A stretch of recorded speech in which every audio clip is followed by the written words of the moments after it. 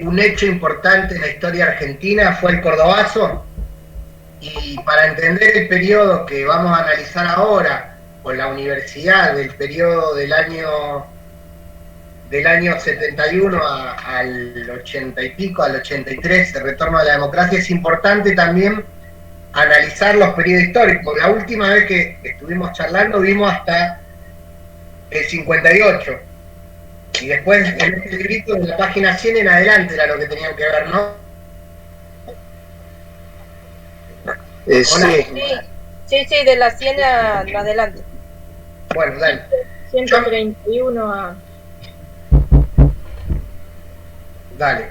Bueno, antes de empezar a analizar el plan Triquini y el gobierno de Onganía, Leviton y Lanuse que fueron pasando, en todo eso, hay hechos importantes en la historia argentina que tienen que ver, no sé si el profesor se lo habrá nombrado, la noche de los bastones largos, que fue un hecho en el ámbito universitario. ¿Se acuerdan que habíamos empezado todas ciencias políticas, el sistema universitario de expansión hacia las provincias, del peronismo, etcétera, etcétera, etcétera? ¿Se acuerdan de eso? Hola. Yo no estuve. ¿Se acuerdan o no de lo que estuvimos hablando? ¿Cómo?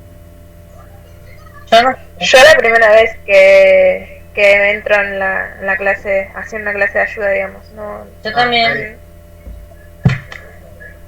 Hay muchos que están por primera vez. Bueno, la semana anterior, este domingo que pasó, no, el anterior, habíamos hecho un breve repaso sobre lo que tiene que ver con el peronismo, la incumbencia del peronismo, la expansión de la universidad peronista, las políticas de que tenía el peronismo hacia la creación de la Universidad Obrera Nacional, la regionalización de esas universidades, etcétera, etcétera, etcétera. Bueno, después vimos que el golpe de Estado de Aramburu y el gobierno de Frondizi lo que hacen es la expansión del desarrollismo, se crean universidades privadas, se entra el Fondo Monetario Internacional, bueno, y empieza una mirada de eso, del texto que ustedes leyeron, de todas ciencias políticas, distintas, porque empieza lo que muchos autores llaman el periodo de inestabilidad democrática de 1955 a 1973, y después sigue, bueno, con las dictaduras del 76 al 83. Pero para empezar a analizar un poquito esos hechos, el plan Triquini, hay que también retomar el gobierno de Onganía. El gobierno de Aramburu es una dictadura, después viene un periodo democrático que asume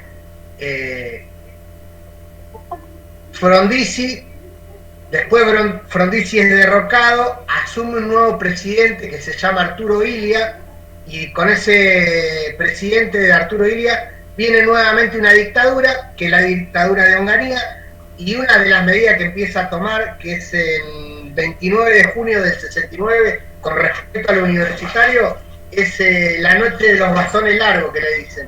¿Por qué le dicen la noche de los bastones largos y la fuga de cerebro? Porque con ese hito importante en la historia argentina, lo que se instaló fue inmediatamente, ¿se acuerdan de que habíamos hablado de que una de las bases del peronismo era la ciencia, la tecnología, el desarrollo industrial, etcétera, etcétera? Bueno, con la noche de los bastones largos que impuso el gobierno del dictador Onganía, que se llamaba la Revolución Argentina, lo que hace en el país es hacer una fuga terrible de cerebros. ¿Por qué decimos que es una fuga terrible de cerebros? Porque se van la mayoría de los científicos, porque el tema fue así. Entran, ustedes saben que las universidades nacionales no puede entrar la policía, por ley está prohibido, porque es un ente federal y no puede entrar. Pero sí, en este caso entró la Policía Federal por órdenes de la dictadura, y empezaron a golpear y a amedrentar a todos los científicos de la Facultad de Ciencias Exactas de la UBA. Eso generó algo que hasta el día de hoy lo estamos pagando, que fue la fuga de un montón de científicos a distintas partes del mundo. Otra de las cosas importantes,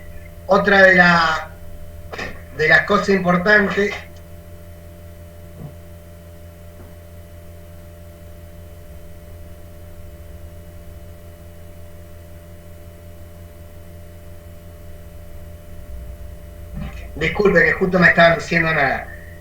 Otra de las cosas importantes para tocar el tema que estamos analizando fue el Cordobazo, que también fue bajo el gobierno de Onganía. Pero, ¿qué pasa? Como hecho importante, como hecho político de la universidad, que tienen que tener en cuenta ustedes también, es que el Cordobazo lo hicieron los obreros de Luz y Fuerza, Agustín Tosco, Atilio López, Desmata y Uta.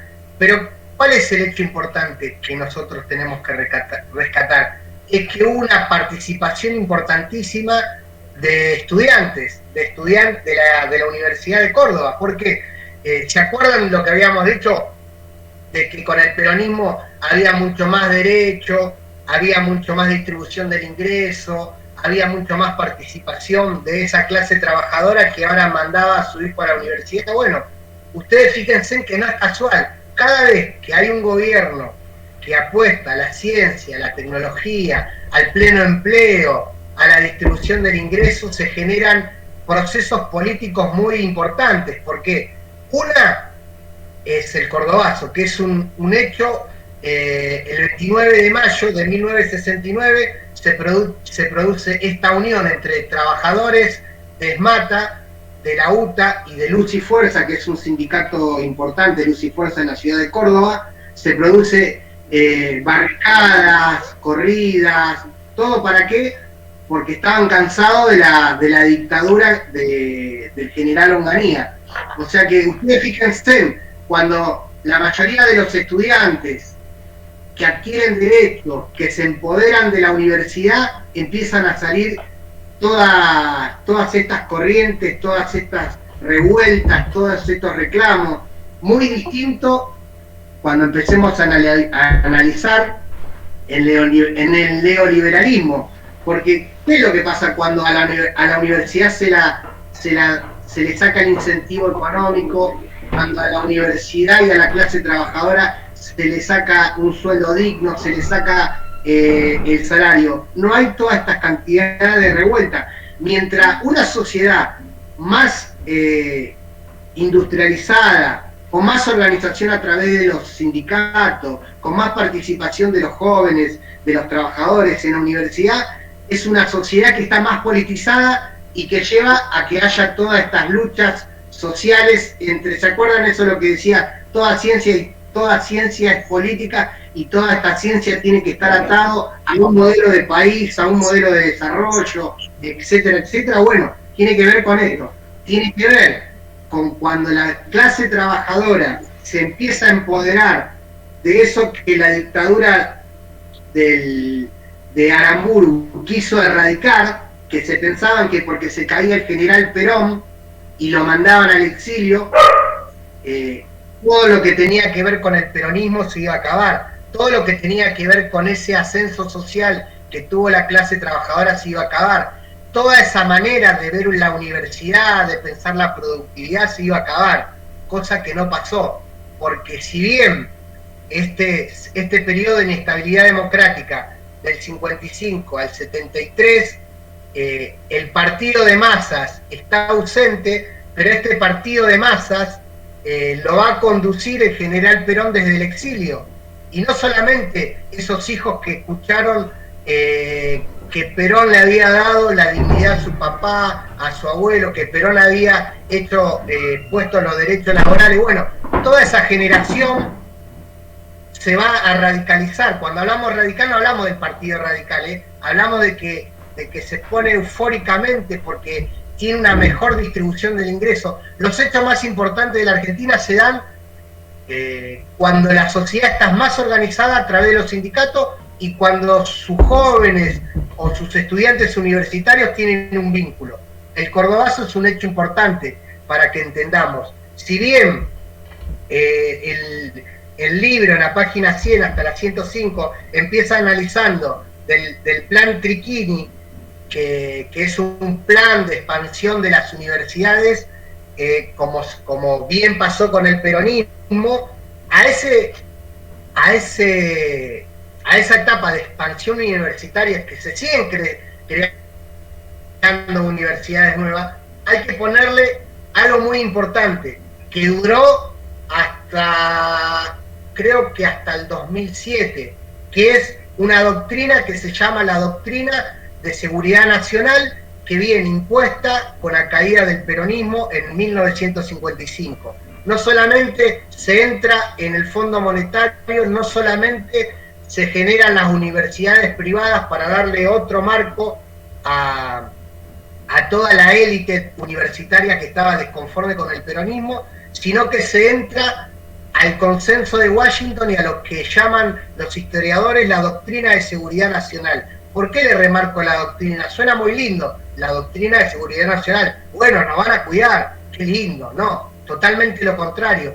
La Doctrina de Seguridad Nacional lo que hace es lo siguiente, es el enemigo ya no es más el comunismo externo, el enemigo es el que está en la universidad, es el trabajador organizado, son los sindicatos de Luz y Fuerza, es Agustín Tosco, es Atilio López, es el de la universidad, es el docente que democratizó la universidad, es el estudiante que empezó a pensar y que se dio cuenta que por más que proscribieron al peronismo, hay un montón de trabajadores, de hijos de trabajadores, que siguen anhelando el retorno del general Perón. Entonces esa doctrina pensada y expuesta desde Norteamérica viene con estas distintas dictaduras, la de Onganía, la de Leviston y Lanusse, a poner ese modelo de universidad. Disculpe, Nacho. Sí. Entonces, la doctrina esta de seguridad nacional, ¿serían los sindicatos que se levantan contra los... No, pará. No, la doctrina de seguridad nacional dice que el enemigo no es externo. No hay un enemigo externo que viene a atacar a la Argentina. El enemigo es interno. Y para los militares, ¿quién es ese enemigo? El trabajador que está organizado. El trabajador, te nombro a Atilio López y a Agustín Tosco, ¿por qué? Porque son los que hicieron el Cordobazo. Y si ustedes entendieron, si ustedes escucharon, yo hablé que el Cordobazo fue un hito importante para que se vaya Onganía entre Leviston y después Lanusse, y después vuelve el general Perón. Pero la doctrina de seguridad nacional básicamente es esto. No vienen a invadirnos los comunistas, porque lo que también tienen que entender es que el mundo de ese entonces, después, ¿se acuerdan que en la reforma universitaria de 1918 había un hito importante en el mundo que era la Revolución Rusa? No sé si eso lo habrán leído, escuchado con sus docentes. No. Sí, eso lo leímos. Sí. Bueno, esa Revolución Rusa... Sí, ¿qué pasó?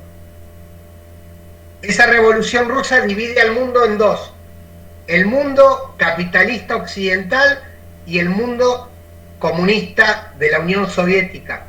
¿Y por qué le digo así que esta doctrina se impuso? Porque según los norteamericanos, los rusos, los chinos, como eran comunistas, eran el enemigo de todo orden mundial, de todo orden capitalista, porque atentaba al modelo de sociedad que tenía Estados Unidos, que era un modelo consumista, un modelo capitalista, bueno, lo que conocemos hoy. Entonces, para esos militares de Norteamérica, el enemigo era el que venía de Rusia o el que venía de China. Y no solamente eso, se plantea lo que se denomina la Guerra Fría. La Guerra Fría, que son los países del tercer mundo, en este caso los países de África, los países nuestros como Argentina, Brasil, los países de Latinoamérica. ¿Por qué decimos que son los países del tercer mundo? Porque el primer mundo, como son mirados desde una mirada capitalista, es Estados Unidos. El segundo mundo vendrían a ser los países de la Unión Soviética y los chinos. Y el tercer mundo, entre comillas, vendrían a ser todo el resto del mundo. África, América Latina, etcétera, etcétera. Entonces, esa idea de doctrina de seguridad nacional, ¿por qué les cuento esto? Porque si no, no vamos a entender lo que dice la doctrina de seguridad nacional. La doctrina de seguridad nacional dice que el enemigo es externo, que el enemigo externo ya no está más, perdón, que es el enemigo interno, que se infiltró en la clase trabajadora, que es el marxismo, según ellos, es el marxismo que no solamente está en las universidades, sino que está en los sindicatos. Entonces esta doctrina lo que hace que es reprimir a toda organización de los trabajadores y a toda organización estudiantil. Por eso es la doctrina de seguridad nacional la que acompaña el plan de desarrollo de Onganía. ¿Por qué lo acompaña? Porque Onganía también, con el plan Triquini, hace una expansión de lo que tiene que ver la universidad.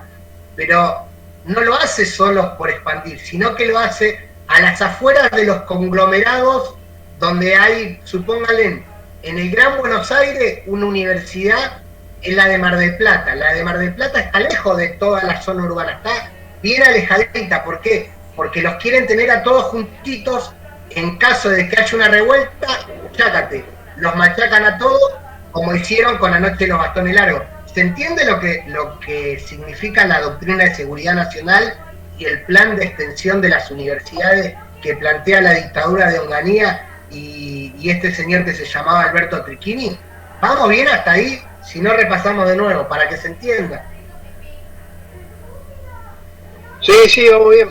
Va, yo voy entendiendo. Los demás compañeros, porque parece a veces que no sé si se me tilda la computadora o porque justo de acá en mi casa pasa un montón de gente porque van a hacer otras cosas acá.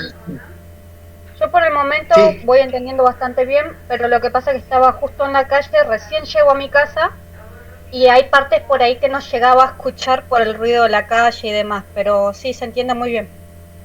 Bueno, decime cuáles son. Si hay otros que quieran que lo vuelvan a repasar, por mí no hay problema.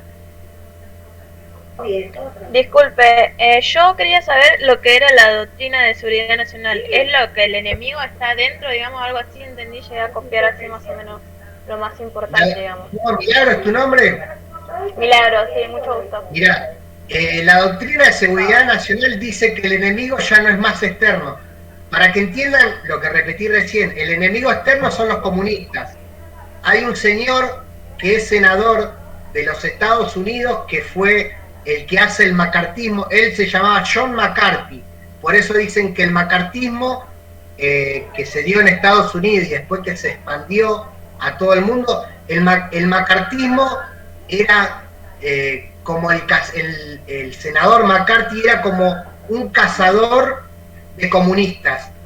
Woody Allen y otros intelectuales y del cine norteamericano para él eran comunistas porque tenían una idea social, demócrata o una idea de distribución del ingreso, enseguida los tildaban de comunistas. Por eso el enemigo externo ya no está más, no ese es el comunista que viene de Argentina y que te pone una doctrina. Según estos señores como Leviston, Onganía y Lanusse dicen que el enemigo es interno. Esto es muy peligroso, porque imagínense que nosotros estamos hoy en 1969.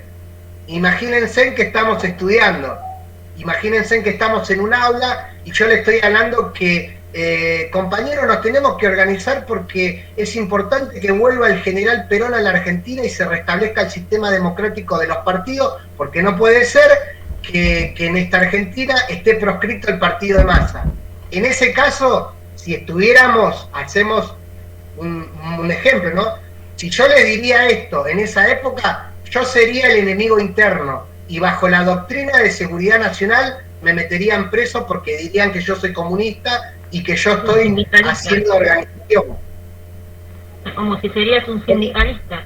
se reunirían a la gente para hacer lío como ese día, ¿o no? Claro, el enemigo, todo aquel que pensaba, el problema que tiene la dictadura es que le molesta todo aquel que piensa, y más en ese entonces...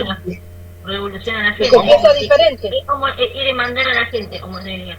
Ir a mandar más eso, digamos, el peronismo, la política en sí, como ellos ir a mandar, ellos tienen la razón, digamos, y no aguantan, digamos, de que la gente, como le estás diciendo vos, como los estudiantes, Mata, Bota, todo eso, se unan para hacer lío al, digamos, no quieren que la gente tenga ideas propias. No quieren que la gente tenga la palabra, ahí está, esa. Igual también tenemos que entender que no es que, porque no lo podemos, yo le di el ejemplo ese, pero no lo podemos separar de algo que todos esos jóvenes que vieron, que sus abuelos, que su papá le hablaron de Perón era el mito, el retorno de Perón era el anhelo de toda la juventud, que después cuando vayamos avanzando, cuando cae Onganía, viene Leviston y después viene el general Lanusse, y empieza esta doctrina de seguridad nacional, sigue, pero como que se empiezan a tener un acuerdo entre Lanusse y Perón desde el exilio para que vuelva Perón y se elimine la proscripción del peronismo. Eso es importante, ¿por qué? Porque por más que esté la doctrina de seguridad nacional, las juventudes de ese entonces, los estudiantes universitarios de ese entonces, tienen una clara concepción de la vuelta de Perón, porque lo veían a Perón como el organizador de toda la Argentina, lo veían como Perón, como lo que es, como Perón. Entonces tenían esa idea del retorno de Perón, y los estudiantes universitarios, más allá de que Triquini generó universidades nuevas, que esas universidades nuevas estaban separadas porque estaban como aisladas.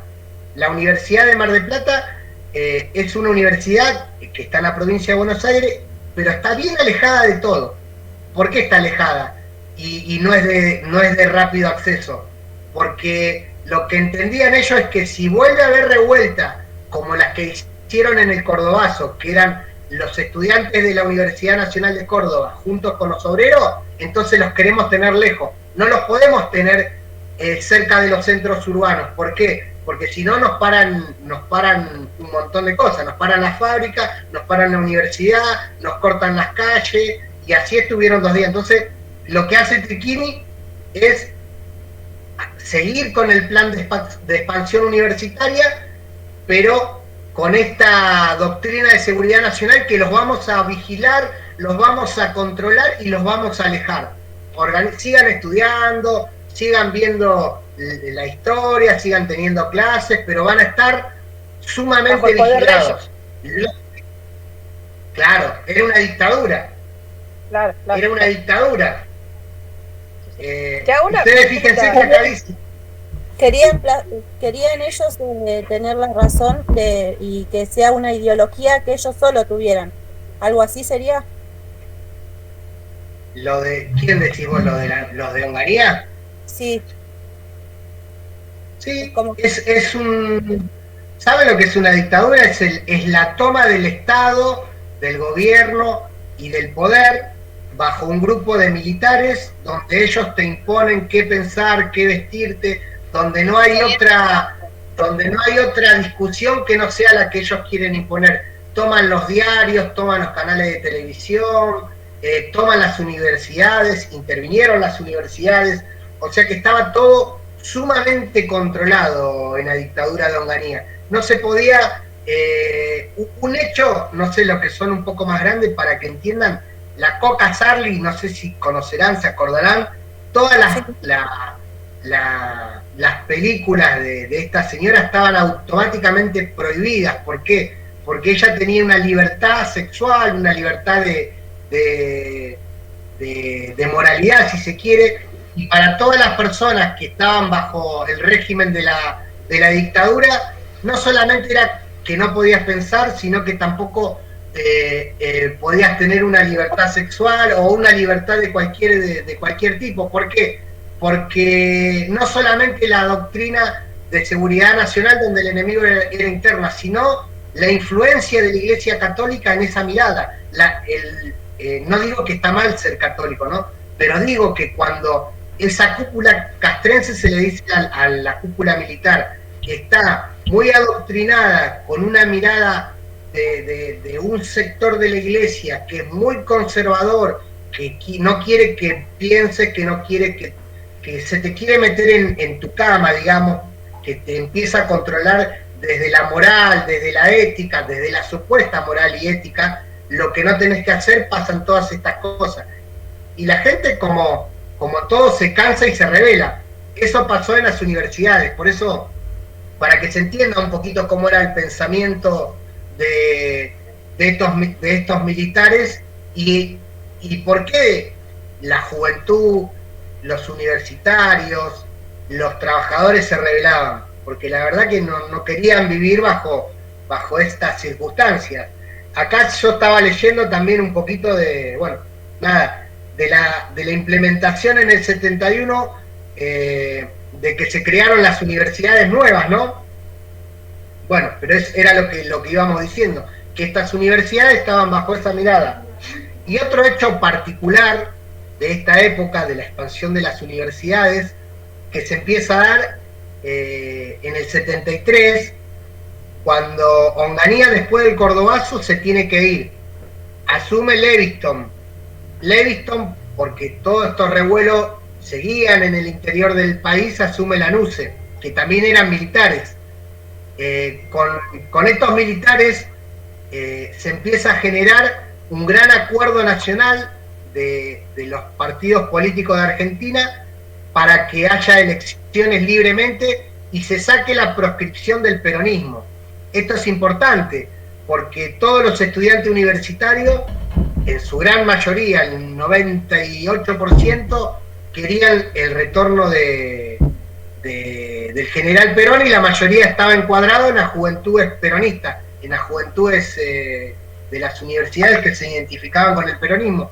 Esto es importante porque en el 73 se saca la proscripción de ese partido de masas que era el peronismo, y Perón dice, bueno, que haya libre elecciones, pero hay un problema, Perón no estaba en el país, entonces no se podía presentar a elecciones, y lo pone a un compañero que era Cámpora, y cuando asume Cámpora el gobierno, no sé si lo habrán leído, era Perón al poder.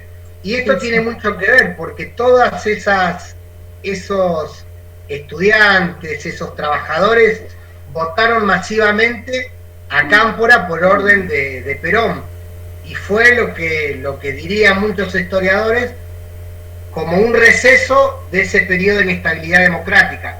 Pero no es tan así, porque después Perón muere el 1 de julio de 1974, y queda en la vicepresidencia Isabel Perón, y después viene otro golpe de Estado, que es el golpe de Estado más sangriento, y ahí la universidad tiene un nuevo manejo y tiene una nueva mirada. Esa mirada de expansión de las universidades nacionales que estaban bajo la doctrina de seguridad nacional, ahora la profundizan más.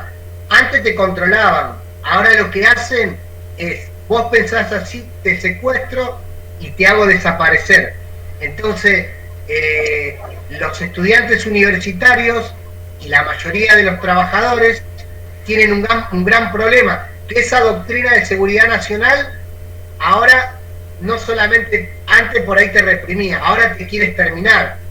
O sea que las universidades pierden muchísimos estudiantes universitarios, muchísimos cuadros técnicos políticos, que son secuestrados, torturados y desaparecidos. O sea que ese es un hecho lamentable, trágico de la historia argentina, y que no solamente se dieron en los trabajadores, hay una gran cantidad importante de desaparecidos que estaban en la universidad, ¿no?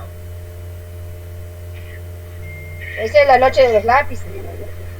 No, la noche de los bastones largos fue en 1900, en el 29 de junio de 1966.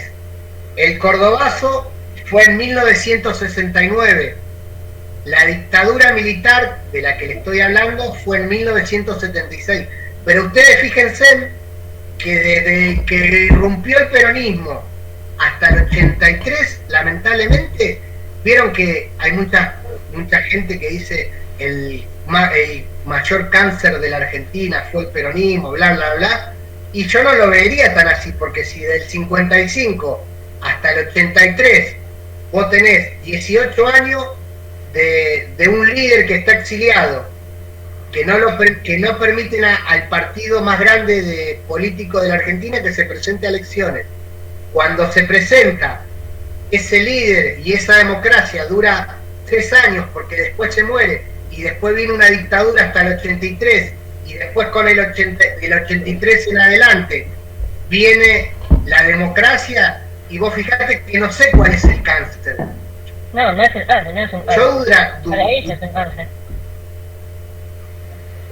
Pero ustedes fíjense que estamos en el 2021, en plena pandemia, y seguimos hablando de la importancia del peronismo y la extensión de las universidades. Ustedes fíjense que acá habla, aparte del recupero de la democracia en la década de los 90, bueno, es otro hecho importante. Más el librito no hace mucho hincapié en la política, porque si bien la dictadura retoma nuevamente el plan de Triquini, pero lo que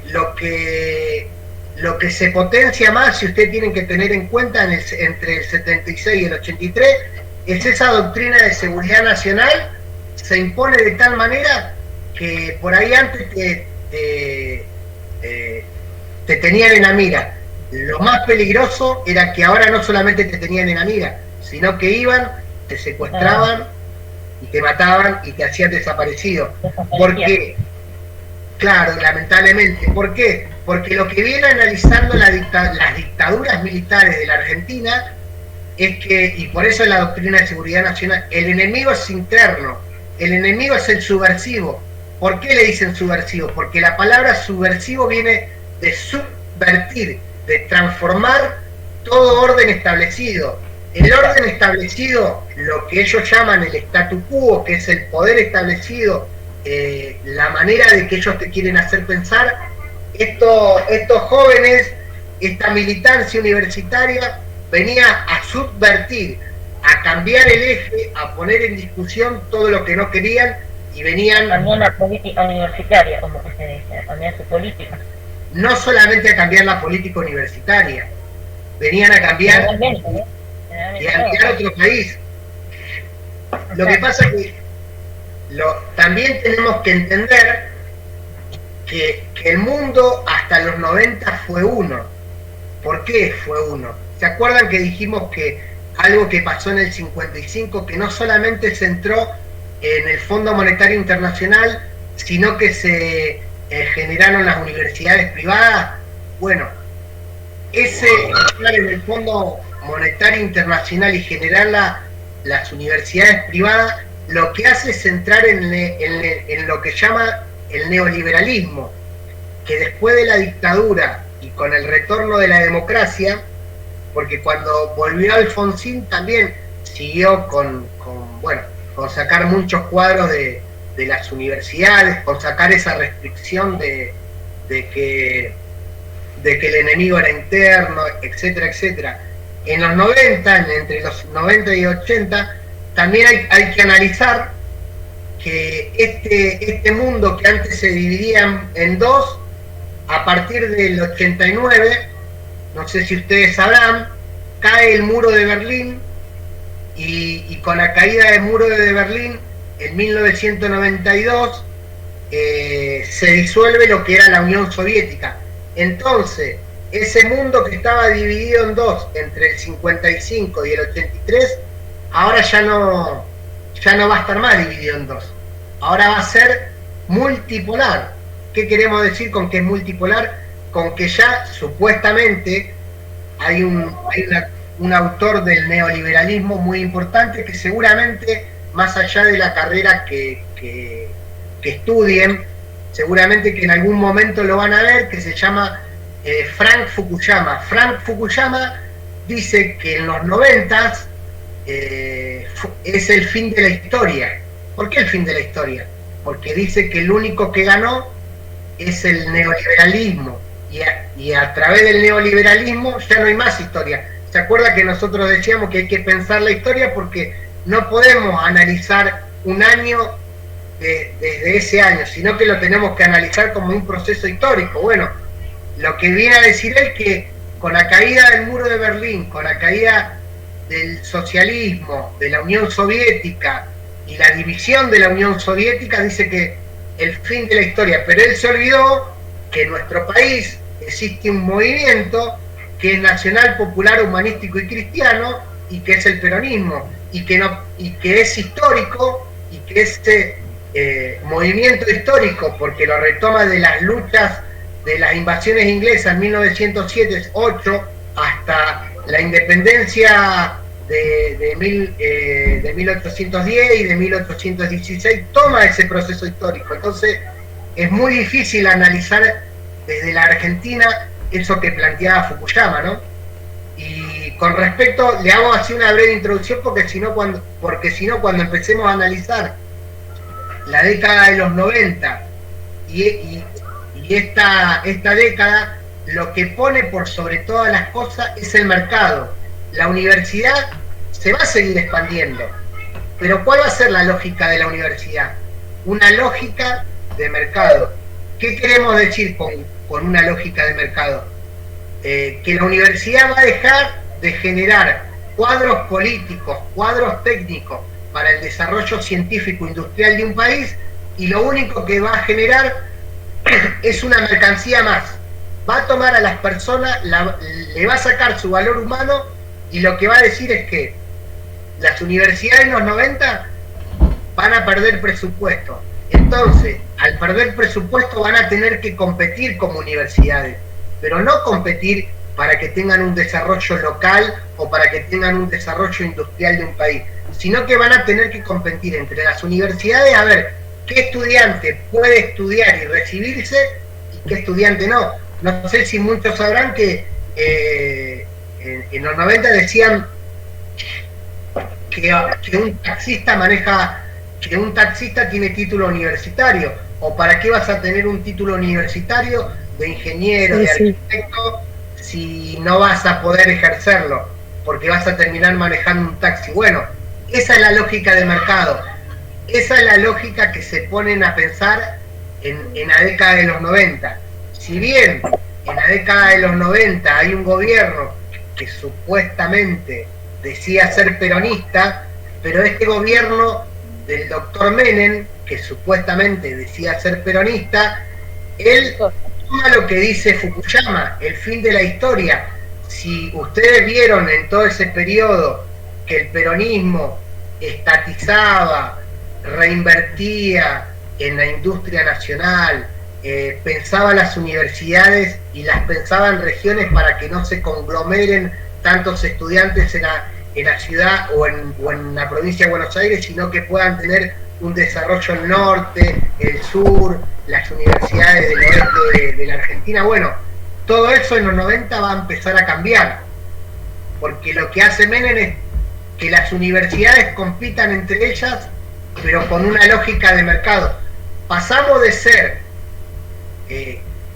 futuros profesionales que iban a pensar el desarrollo industrial de un país, que iban a pensar desde las ciencias sociales y las ciencias de la salud y las ciencias económicas, el desarrollo de una región donde esté esa universidad, a competir entre ellos. Por eso se creó la Universidad de General Sarmiento, se le dio identidad a la Universidad Nacional de Loma de Zamora. La lógica totalmente cambia en la década de los 90. Yo acá le quería leer una parte para que decía del texto, ¿no? Para que vean que no estoy inventando nada, sino que lo estoy sacando con saberes previos que tengo yo y con cuestiones que están acá en el libro, ¿no?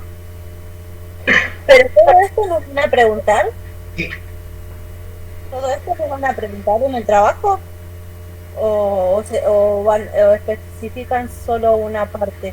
No, yo le estoy contando lo que le estoy haciendo una breve narración histórica de los que fueron los procesos de la universidad, hasta donde dice el libro en los 90. Ahora después, ustedes pregúntenme en cosas específicas lo que dice, lo que le están preguntando y lo vamos resolviendo en base a esto, al libro.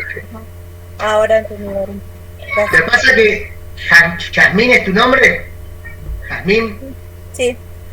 Bueno, vos no podés entender ciertas cuestiones que te pregunta el libro si no tenés un análisis completo o no tenés una visión completa, porque te puede preguntar ¿y qué pasó entre el 76 y el 83 según el libro? Y vos podrás decir, bueno, el plan Techini mencionaba en buscar la expansión de las universidades a partir de la creación de la misma. Los ministros de Educación de la última dictadura consideraban que la manifestación de las universidades había levantado el proceso de radicalización política de los docentes y los estudiantes, lo que había permitido la instauración de la subversión en las aulas universitarias. ¿Te podés contestar eso? Está bárbaro.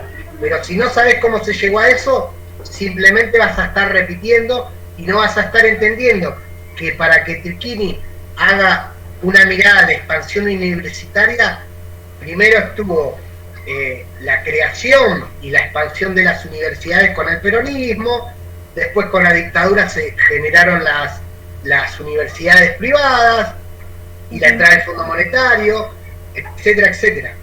Es para que vos tengas una ampliación más de la mirada.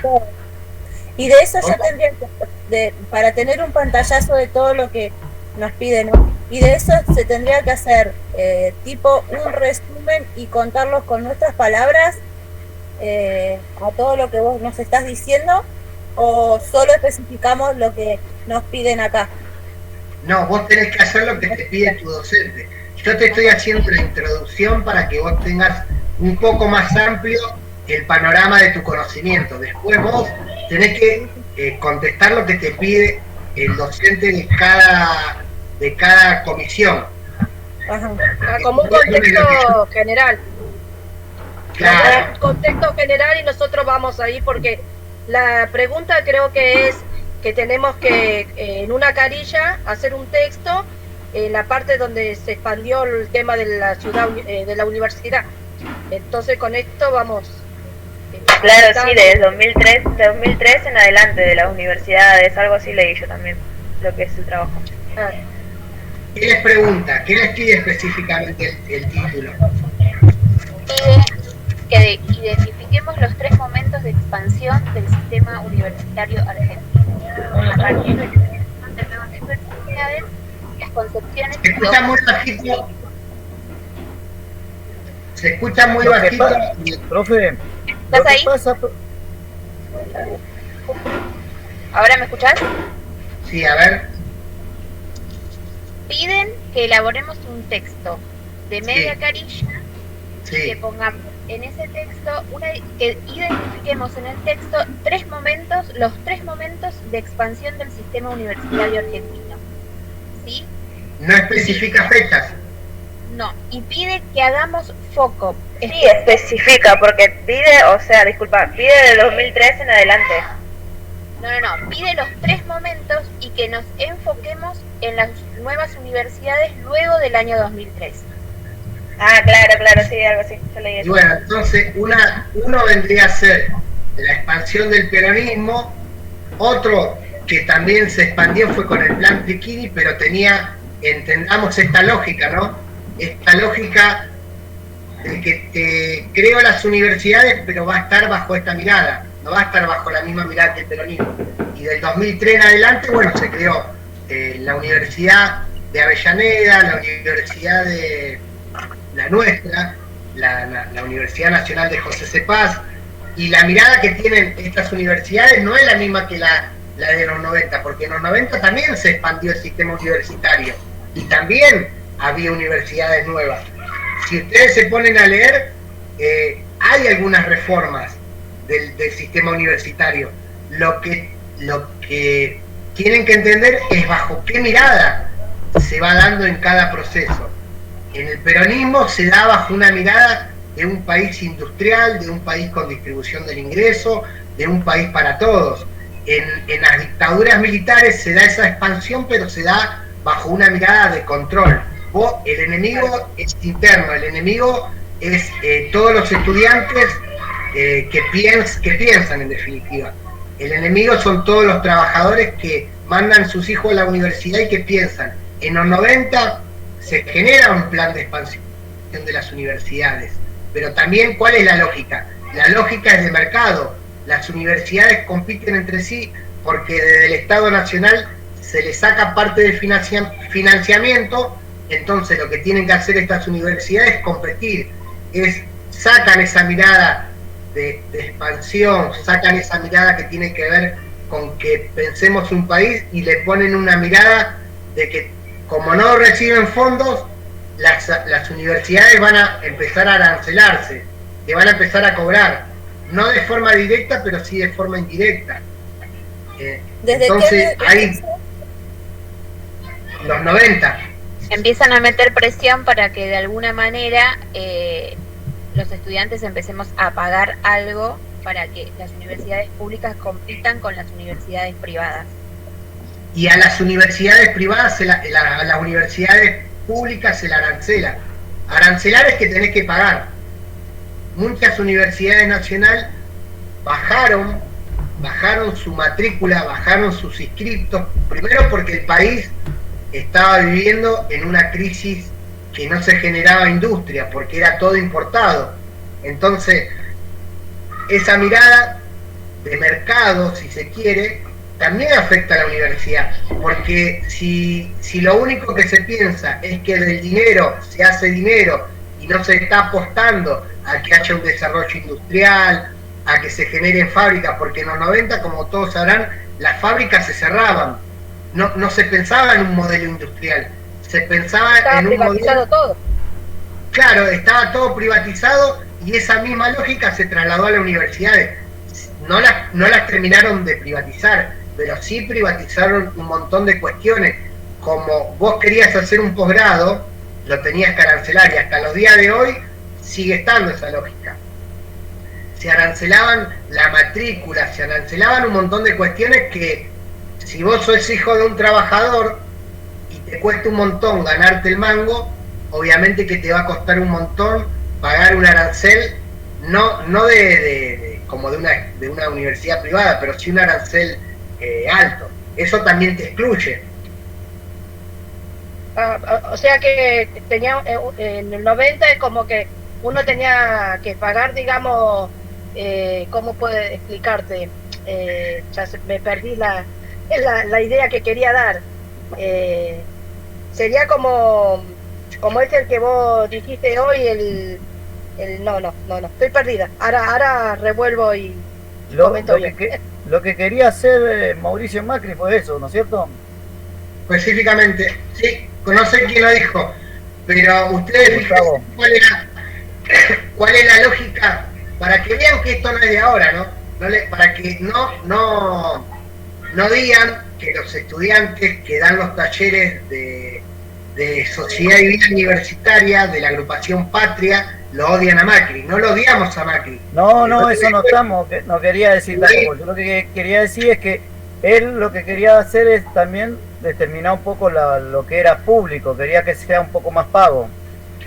Querías que no se generen más universidades nuevas, porque viene de esta misma lógica del plan económico que puso Prebisch.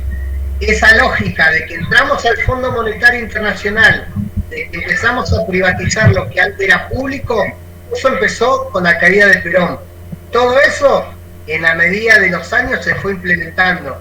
Con la dictadura militar, eso de que lo público era bueno, empezó a ser mirado como malo. En los 90, esta lógica de que la universidad para todos era bueno, empezó a ser malo y se empezó a arancelar.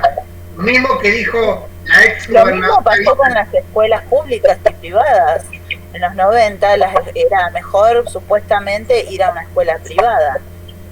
Hubo el boom de salir de un montón de colegios. Eso pasa igual que en Chile. Querían hacer la misma política que hacen en Chile. Es pagar todo. Privatizar todo. Es privatizar todo. Hay un video de Pino Solanas que se llama Memoria del Saqueo, explica bien. Está muy bueno. Sí, está muy bueno. Es un video cortito, digamos, pero está bueno verlo. No, el video de Pino Solana, la película dura 2 horas y media. Memoria del Saqueo dura muchísimo, pero claro. es una buena película. ¿Cómo es tu nombre, compañero? Figueroa Alberto. Rafael. Alberto, mira, para todos Rafael. En general, obviamente que nada es obligatorio, pero como ustedes van a empezar en un sistema universitario y hay muchas cosas que se la van a dar como sabido a todas estas cuestiones de cuál fue la política económica neoliberal que se implementó en los 90, en la universidad, en las fábricas. Una mirada así le van a empezar a explicar cosas que se la van a dar como sabido. Por eso lo que dijo Alberto está bueno, de que esta Memoria del Saqueo, se llama la película, dura 2 horas, pero que uno la tenga en cuenta un día, ahora que estamos en pandemia y que por ahí nos quedamos en casa, al que le guste un poco el cine, que la mire. ¿Por qué? Porque le va a dar herramientas para saber y para entender cuál fue el saqueo de nuestro país en la década de los 90, y que con esa mirada de saqueo y de desarmar el estado de bienestar, porque hay otra palabra clave que ustedes van a ver, que me imagino que se le habrán dado, estado de bienestar. Desde la irrupción del peronismo en Argentina hasta el 76 hay un estado de bienestar. Este estado de bienestar es un estado de distribución del ingreso, de generar universidades, de pensar en un modelo de pleno empleo. Ustedes fíjense, no es casualidad que las grandes revueltas de la historia de la Argentina se dieron cuando los trabajadores ganaban más plata. Se dio con el Cordobazo. El Cordobazo no se dio como en los 90. En los 90 los piqueteros empezaron su lucha en Jutralcó. Ellos estaban peleando porque no tenían trabajo y no tenían salario. En el 69 el Cordobazo se dio cuando los trabajadores tenían el sueldo per cápita más alto de Latinoamérica. Ganaban un montón de guita y los estudiantes universitarios estaban bien, pero ¿qué pasa? Querían más. No, eso es mentira, que cuando dicen hay unas teorías del trotskismo que dice que cuando peor está en Argentina, mejor. ¿Por qué? Porque ahí la gente va a salir para una revolución. ¿Y qué decimos nosotros los peronistas? No, cuando más distribución del ingreso hay, cuando más universidades nuevas se abren, ahí es cuando los trabajadores empiezan a tomar conciencia de clase y a decir, bueno, yo lucho porque me merezco este beneficio, me merezco este bienestar, me merezco tener un sueldo de 300.000 pesos, me merezco estudiar en una universidad pública cerca de mi casa, me merezco tener un auto, me merezco irme de vacaciones, me merezco que me den un plus porque trabajo 1 hora más, me merezco trabajar 8 horas y dedicar mi otro tiempo a estudiar o a hacer gimnasia o a tener una mejor calidad de vida.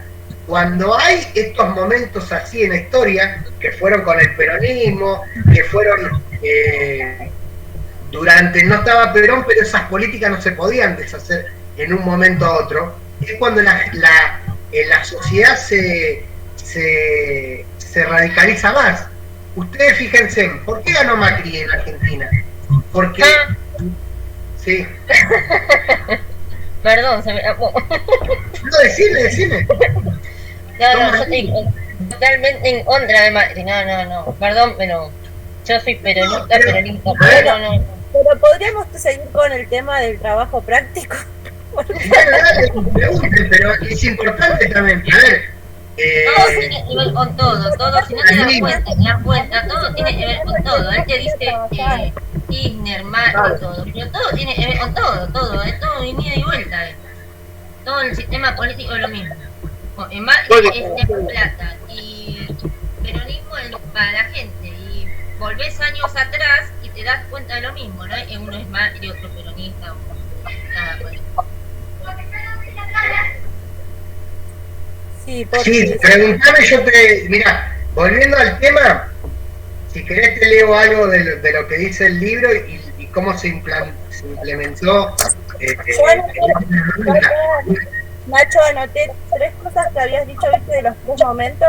Yo los anoté a los 3. El del peronismo, que era una mirada industrial, científica y eso. ¿Está bien? La otra mirada es la de la doctrina de seguridad nacional que se da en las universidades, que también se expanden, porque hay que reconocer que se expandieron, pero no toda expansión tiene que ver con un desarrollo, porque en una se expande para un mejor país, la otra se expande, pero está controlada bajo esta doctrina de seguridad nacional, donde el enemigo sos vos, sos potencialmente vos por el solo hecho de estudiar, o por el solo hecho de estar afiliado a un sindicato, o por el solo hecho de pensar en una idea política.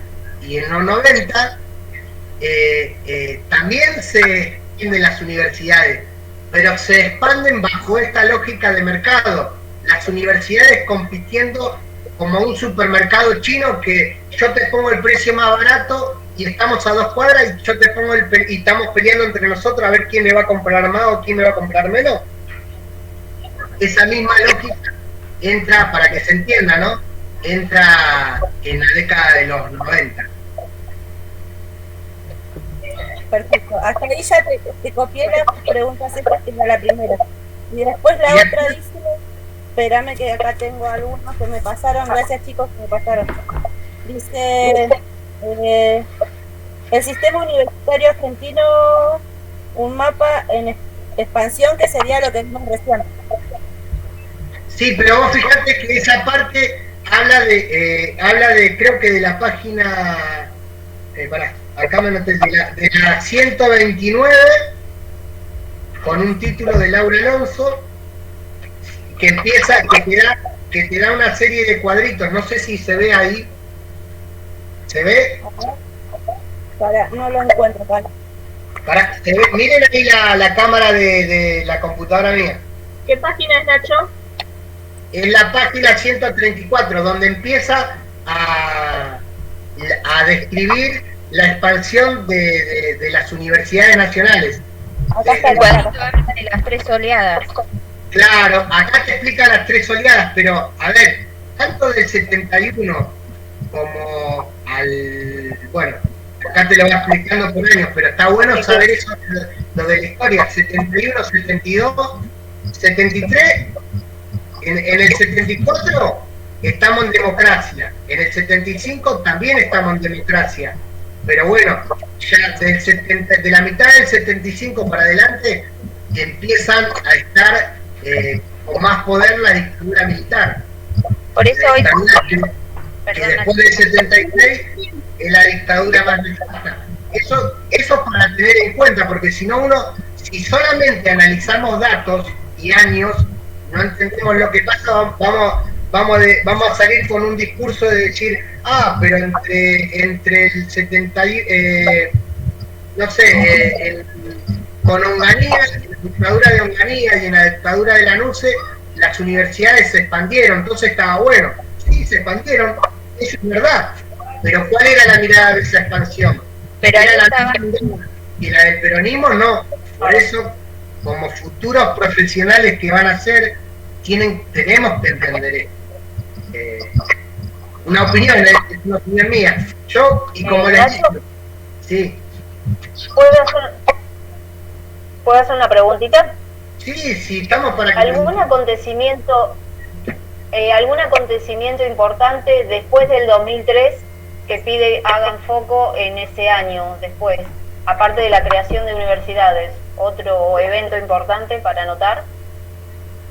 Que esté relacionado con... Que haya sucedido, ¿no? Después. Y sucedieron mucho. Con lo de las universidades. Bueno. Porque pide hagan foco después de ese año. Después del 2003. Se invirtió en ciencia y tecnología. Se invirtió en ciencia y tecnología. Lo que podría resaltar, mire, justo eso lo estaba viendo porque ahora tengo que entregar un trabajo práctico para comunicación gubernamental, se llama la materia. Teníamos que investigar sobre esto, sobre políticas de desarrollo tecnológico. Algo que se dio entre el 2003 y el 2003. Nacho, se corta todo, ¿se pueden apagar los micrófonos? Sí, la verdad que... ¿Pueden apagar, por favor? Que hablemos de a uno. Hablemos todos, pero hablemos de a uno. ¿Te puedo hacer una pregunta? Sí. Bueno, cada uno del trabajo práctico. Ahí dicen, como decía la señora, hagan foco especialmente en los objetivos y características novedosos del tercer momento de creación de las nuevas universidades luego del año 2003. Eso te está pidiendo que hagas específicas principalmente en el tercer momento, ¿no? El tercer momento vendría a ser del 2003 hasta la actualidad. Uno de los hechos que pueden poner es que no sé si lo leyeron el texto que le hacen como una entrevista a Rinesi. Rinesi era el rector de la Universidad de General Sarmiento. Uno, para que lo tengan en cuenta, a Rinesi en el texto le están preguntando él cómo veía al sistema universitario, si lo veía como derecho, y él empezaba a analizar que si lo vemos como una simple exposición de derecho, está bueno, pero hay algo que tenemos que entender, y que eso es verdad, porque ustedes no sé si saben que hasta el año, creo que fue segundo mandato de Cristina, que puso como obligatorio el secundario. No sé si ustedes sabían. La ley, le hago un breve así histórico.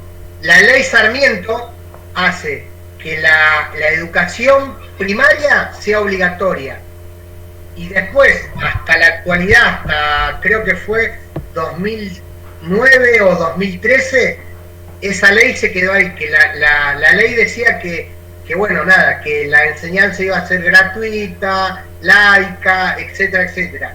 Pero de ahí nunca más se habló. Recién con Cristina se puso por obligatorio a terminar el secundario. Sí, por eso. No, pero déjame terminar con la idea, lo que dice Rinesi. Cuando se pone como obligatorio terminar un estudio secundario, entonces vos ahí empezás a pensar que realmente el estudio que viene, el superior, tanto terciario como universitario, tiene sentido. ¿Por qué? Porque ya dejás de ver solamente de lo primario como obligatorio y el secundario y el universitario. Entonces, según lo que analiza Rinesi, es que desde la importancia que se haga desde la educación obligatorio el secundario, es importante porque así va a cambiar la mirada de la universidad.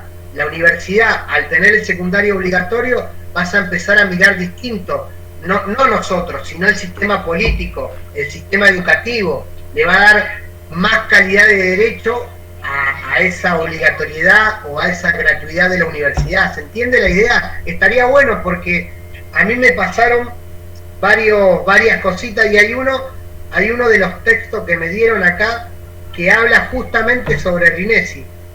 No sé si era así o por ahí era de otra comisión o qué, se los quiero leer, porque eso es importante por ahí que lo lean y que lo remarquen.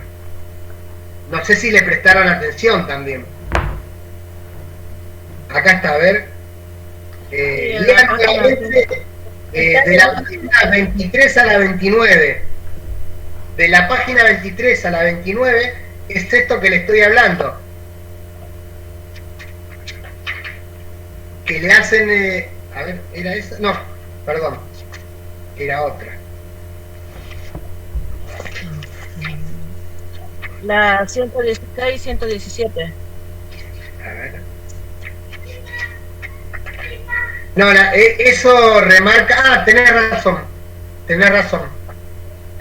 ¿Cuál era la nueva circunstancia? Bueno, y acá empieza Rinesi a hablar también que en los 90, que en los 60 y en los 70 se reconoció el plan Triquini como la otra mirada de la expansión, pero bajo esta lógica que le estaba explicando.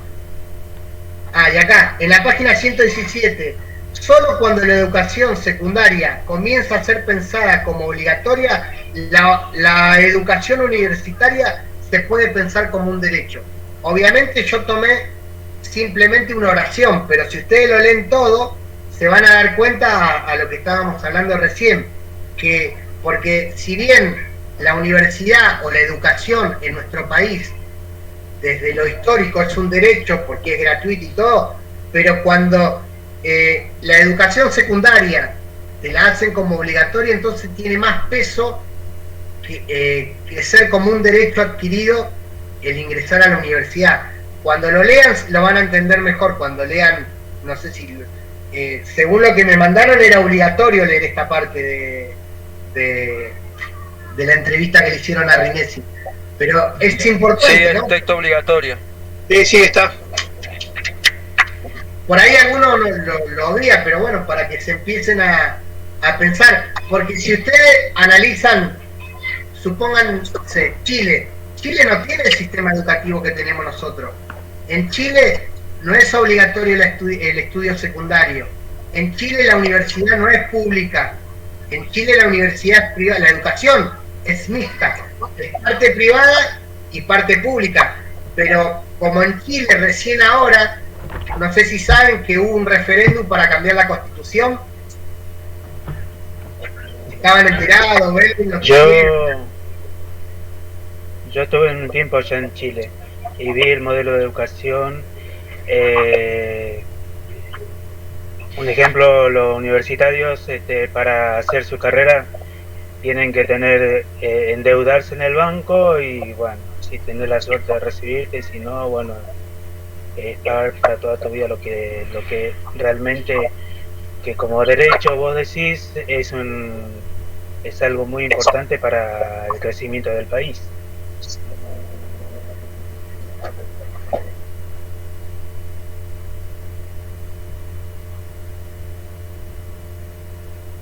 Se me quitó la máquina.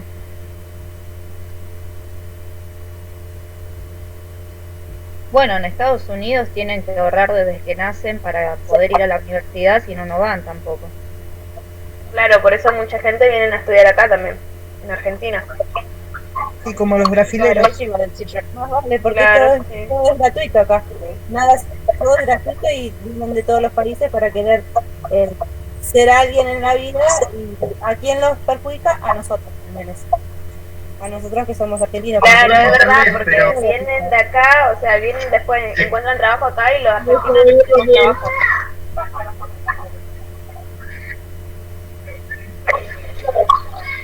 Hola, ¿se escucha o se me corta? Sí. ¿Se me escucha? Sí.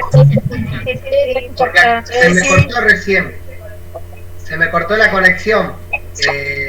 Me parece que escuché un poquito lo que dijo el compañero, que vivía en Chile y que el sistema de allá es totalmente distinto al nuestro, que se tienen que endeudar como en Estados Unidos, que sacan esos famosos créditos para que su hijo vaya a la universidad.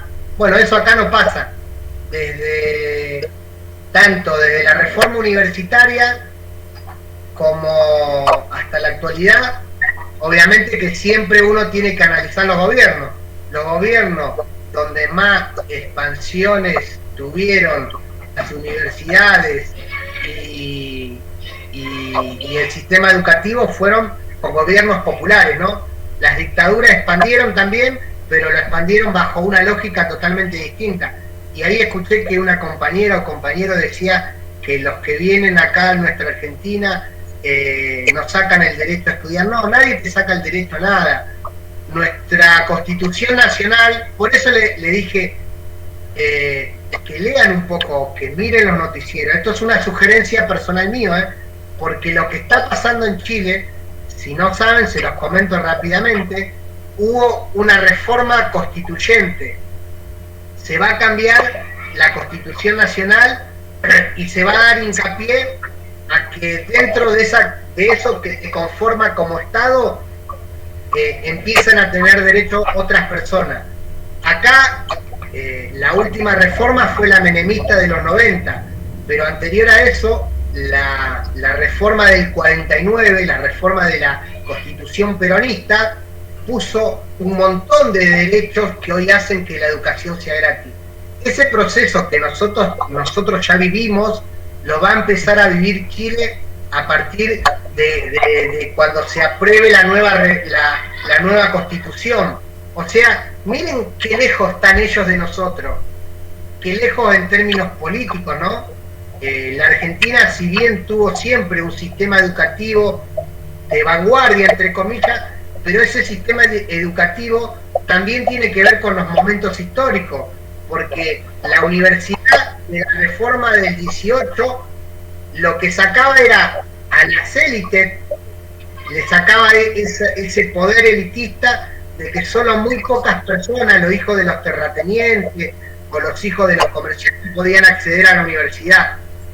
Y después con la reforma del peronismo y cuando cambia el sujeto político, hoy cualquier hijo de trabajador que se esfuerce puede ingresar a la universidad, y lo que tienen este momento histórico y esta etapa del 2003 hasta la actualidad, salvo el periodo 2015-2019, es que estas universidades nuevas somos la primera generación de estudiantes universitarios.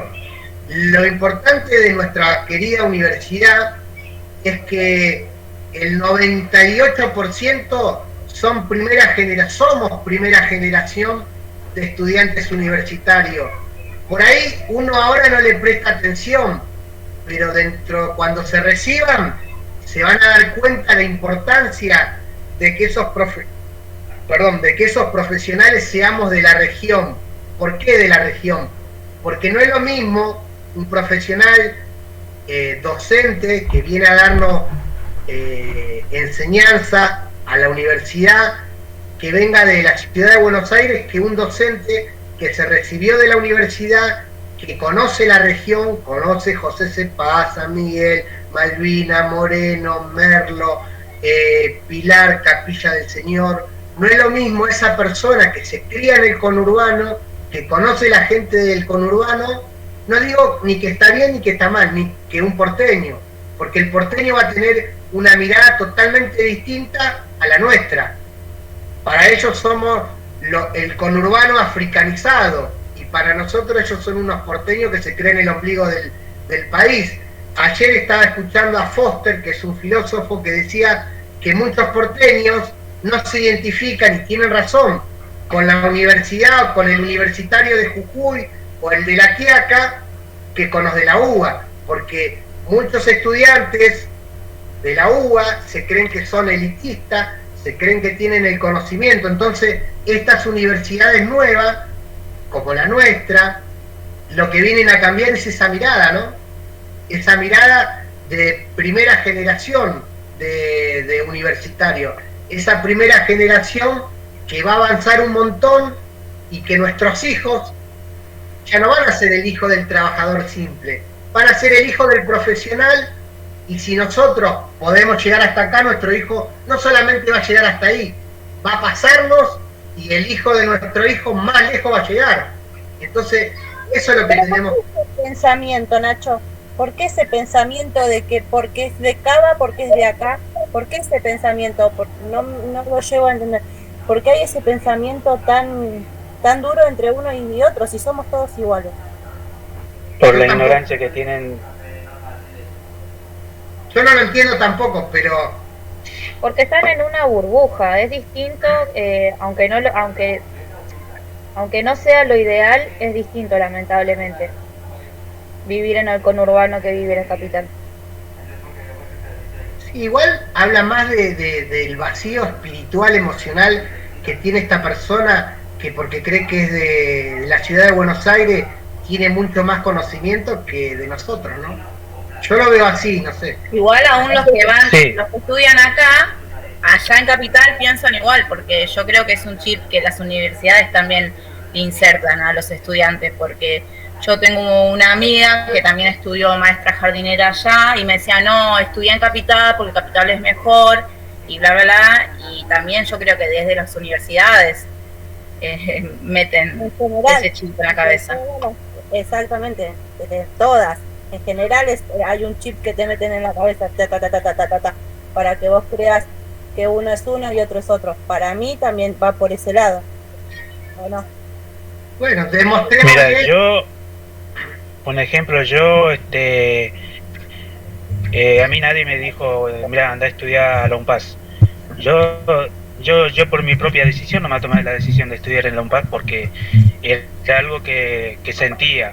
Pero te digo que un ejemplo, lo que todos los compañeros acá están diciendo que es cierto, es una ideología muy ignorante de cada persona que ve de otro punto de perspectiva, mente vacía. Pero es importante también tener en cuenta eso, que hay que tener un poco de comprensión de que se puede cambiar esto a futuro, más por nuestros hijos, que podemos poner ese granito de arena y ayudar a que los hijos piensen de otra manera desde la comprensión. Obvio. Yo tengo que empezar a entrar a mi clase ahora. Le hago como a modo de cierre. ¿Tienen alguna duda, consulta, para que la vayamos cerrando? Hola. No hay problema. Puedes seguir tranquilo nomás. No, pero empezamos y media. Empezamos y media, por eso le digo. Se fue haciendo muy largo también con el tema de que también nos redondeaste todo lo que es la historia de las universidades, pero en sí el tema de las preguntas, más o menos que nos des una idea de cuáles son las preguntas concretas que tendríamos que resolver, ¿no? Que responder. Bueno, hasta y media tengo tiempo, empiezo 6:30 la clase yo, por eso le decía. Dale, así vamos cerrando, dale Nacho. Sí. Hay una que preguntaron sobre los 3 momentos, esa me parece que quedó clara, ¿o no? Perfecto. Sí, igual no es más que eso, ¿eh? Sí, esa, sí. No es más que eso que hay que responder. Tengo acá algunos que subieron resumen de vida universitaria. Dice actividad 3, expansión del sistema universitario argentino, 3 oleadas de la creación, 71-2015. Bueno, después dice lean de la página 100 a la 105 del cuadernillo del taller. Después dice lean los siguientes artículos que encontrarán en el cuadernillo, identifiquen las ideas que consideren centrales, busquen aquellos conceptos desconocidos para ustedes, sistema universitario argentino, mapa de expansión, página 131-143, las 9 nuevas se refiere a las universidades, 123-129, hoy la educación universitaria puede ser pensada como un derecho, 116-117. Bueno, creo que la última era la que estábamos explicando, la de Rinesi que le estaba hablando, lo de las 9 universidades más o menos, no sé, pregunten ustedes. ¿Lo del trabajo práctico, Nacho, es eso? Eso es lo que me pasaron ustedes, por eso yo le pregunto, es eso. Le pregunto a los grupos y ustedes, nosotros... Ese es el trabajo. Claro. Bueno, manos a la obra entonces. Nacho, Sí, hay que leer esto. Hay que leer esto para poder resolver lo último, el punto D. Hay que leer todos esos puntos que dijo Nacho recién, hay que ver el video para poder realizar el punto D, que son los 3 momentos. Pienso yo, ¿no? Es así. Sí, es así. La verdad que a mí me sacó bastantes dudas la clase de hoy. Yo me voy a poner a trabajar ahora porque estaba bastante confuso lo mío, ahora ya aclaré dudas. No sé si después de esto usted va a volver a dar alguna clase antes del viernes para poder colaborar, más o menos lo hice bien. El domingo, el sábado la dan las compañeras, la de matemática, como todos los sábados. No, de esta materia. No, y lo que pasa es que yo rindo esta semana, no voy a tener tiempo hasta el domingo. Lo que voy a ponerme a hablar es con Daniel, el profe de lengua y literatura. Él sí es profesor. Y otra cosa que le iba a decir, yo no soy profesor, nunca me gustó ponerme título de algo que no soy. Si me quieren decir, díganme compañero, que me siento más identificado con esa palabra que con la de profesor. Igual tiene fecha de entrega hasta el 11 de junio. 13 días para poder entregar esto. Si vos das el domingo, podemos seguir ampliando un poquito más. Sí. No, pero es según las comisiones. Claro, perdón, no sabía. Lo que estaría bueno, lo que estaría bueno, que ustedes pongan, los que van adelantados un poco, pongan una parte, y los que van atrasados pongan otra parte, porque si no uno, para articular con todo, está bueno saber cómo van las distintas comisiones, entonces uno hace un pantallazo para todo. Porque si no, por ahí uno ya vio algo y va más adelantado y está por terminar, y otro no, porque falta poquito igual. Creo que la semana que viene como que sería la última clase, y después, esta semana es la del primero, la semana que viene la del 10, y después ya empiezan a trabajar en el integrador, y en el integrador, bueno, nada, empiezan a ver todos los conceptos juntos. Por eso estaría bueno que vayan pasando si quieren que armemos el domingo. Sí, hoy el profesor de matemática nos dijo que va a estar todo relacionado con todo, desde el matemática, lengua y vida universitaria, es todo un trabajo integrado. Claro, es un trabajo integrado final. Sí, que va a tener lo que es estadísticas, que va a tener lo que es coherencia y lo que va a tener que tener algo de vida universitaria. Y vamos a tener que ahí desarrollar algo.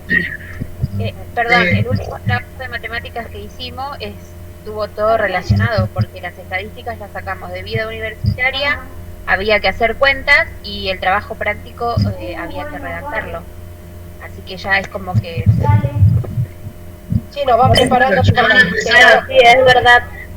Así el trabajo. Van a empezar a mezclar, así que no sé si el viernes va a poder Daniel. Seguramente que sí, me dijo que sí va a poder.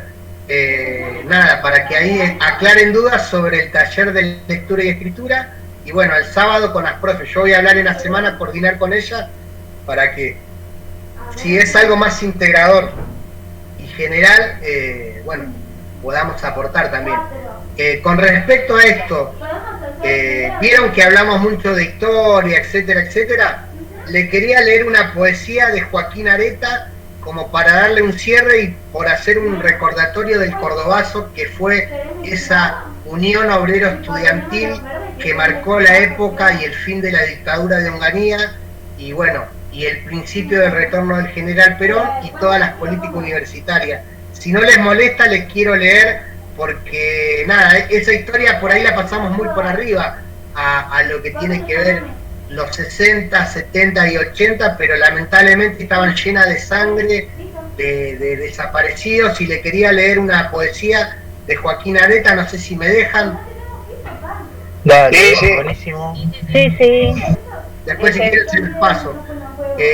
La poesía se llama así y es de Joaquín Areta, dice: quisiera que me recuerden, sin llorar ni lamentarme, quisiera que me recuerden por haber hecho caminos, por haber marcado un rumbo, porque emocioné su alma, porque se sintieron queridos, protegidos y ayudados, porque nunca los dejé solos, porque interpreté sus ansias, porque canalicé su amor.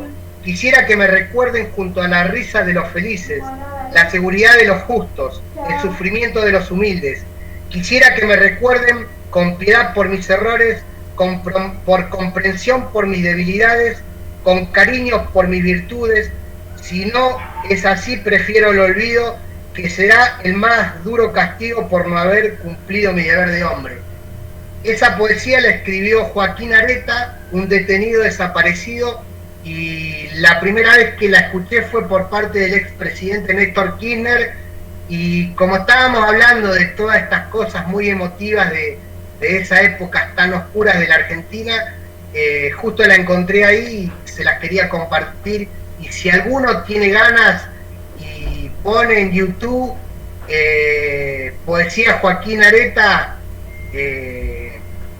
leída por Néstor Kirchner, van a ver, no sé, al menos para mí, ¿no? Que es muy emotiva, leída por él, y hace mucho hincapié a todo esto que estábamos hablando, ¿no? porque dice que quiere que lo recuerden como esa persona, por haber cometido errores, por tener virtudes, y así que me parece a mí que era lindo para cerrar de esta charla que tuvimos hoy. Es muy bueno saber eso. Muchísimas gracias. No, gracias a ustedes por escucharme. Así que, Gracias. bueno.